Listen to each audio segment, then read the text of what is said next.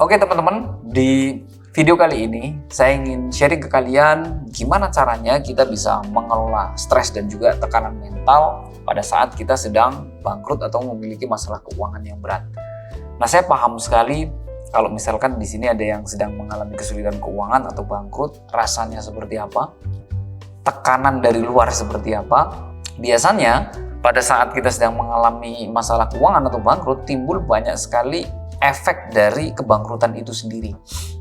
Jadi nantinya ada masalah mungkin dengan keluarga, dengan orang luar, atau mungkin dengan teman kita sendiri, bahkan tekanan-tekanan mental karena tagihan-tagihan yang tidak terbayar. Nah, saya bisa merasakan situasinya seperti apa. Nah, pada saat itu saya juga mengalami hal yang sama. Nah, setelah saya coba menerapkan beberapa hal yang akhirnya cara itu bisa membuat saya merasa lebih tenang, lebih rileks, dan kualitas hidup saya menjadi lebih baik walaupun sedang memiliki banyak masalah. Mudah-mudahan cara ini bisa membantu teman-teman untuk bisa keluar dari situasi tersebut dengan lebih cepat, dan juga teman-teman bisa diberikan banyak kemudahan dan juga keberuntungan. Nah, cara yang pertama yang saya lakukan adalah dengan merelaksasikan diri.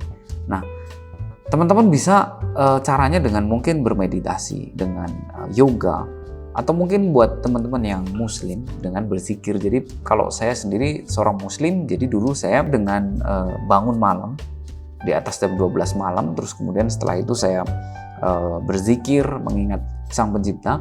Dengan cara itu saya merasakan satu ketenangan yang luar biasa. Dan juga sekaligus momen hening seperti itu saya gunakan untuk berimajinasi untuk membayangkan bagaimana sih masalah ini nantinya akan selesai, membayangkan kehidupan yang saya inginkan. Nah, jadi dengan cara merelaksasikan itu membuat saya merasa jauh lebih tenang, dan ini mungkin cara yang bisa teman-teman juga pakai.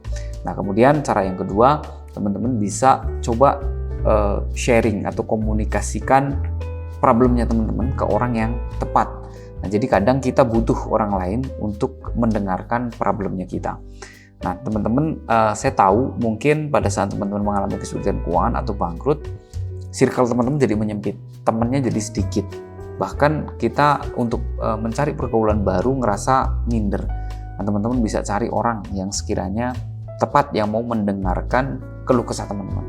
Jadi tujuan dari sharing ke orang lain adalah supaya kita merasa rilis, kita bisa merasa ada dukungan dari orang lain. Syukur-syukur bisa memberikan ide. Bukan berarti ketika kita cerita ke orang lain yang lebih tepat terus kemudian berharap mendapatkan bantuan, bukan. Tapi lebih pada dukungan. Nah, itu tadi yang saya bilang bahwa kadang kita sharing ke orang lain, kita kadang nggak butuh jawaban, tapi kita hanya butuh untuk orang itu mendengarkan. Nah, cara itu juga sangat membantu kita untuk bisa merasakan sebuah ketenangan. Kemudian cara yang ketiga adalah fokuskan pikiran kita ke hal-hal yang positif. Saya tahu buat teman-teman yang sedang mengalami situasi itu, biasanya banyak sekali pikiran-pikiran negatif yang berseliweran. Banyak sekali hal-hal yang kita bayangkan justru membuat kita semakin ciut, semakin nggak punya mental untuk menghadapi masalah itu. Nah, caranya adalah kita bisa dengan melatih, dengan berpandangan atau berperspektif positif. Jadi kita bisa dengan mikirnya, oke, kejadian ini terjadi, itu jelas mungkin karena memang kehendak yang di atas.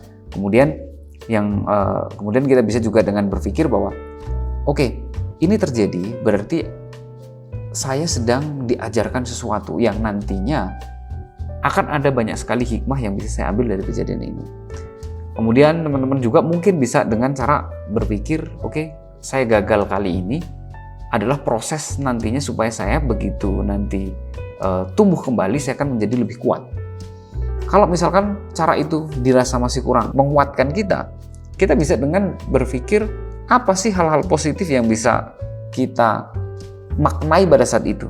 Misalkan teman-teman bisa mengingat, walaupun pada saat kondisi kita sedang mengalami kebangkrutan, kita masih diberikan nikmat sehat, kita masih ada keluarga yang mendukung, kita masih diberikan kemampuan untuk makan, kita masih diberikan tempat untuk berteduh. Kita bisa dengan mengingat atau melihat hal itu, mengingat kembali. Bahkan kita bisa melihat orang lain mungkin yang nasibnya kurang beruntung dibandingkan kita.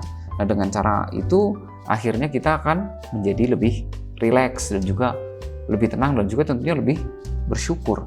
Nah, kemudian cara yang keempat atau cara yang terakhir adalah dengan melakukan hal-hal yang positif.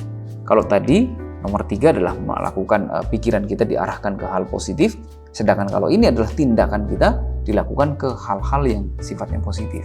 Saya pernah di situasi pada saat saya tidak memiliki pekerjaan. Begitu saya bangun, saya bingung.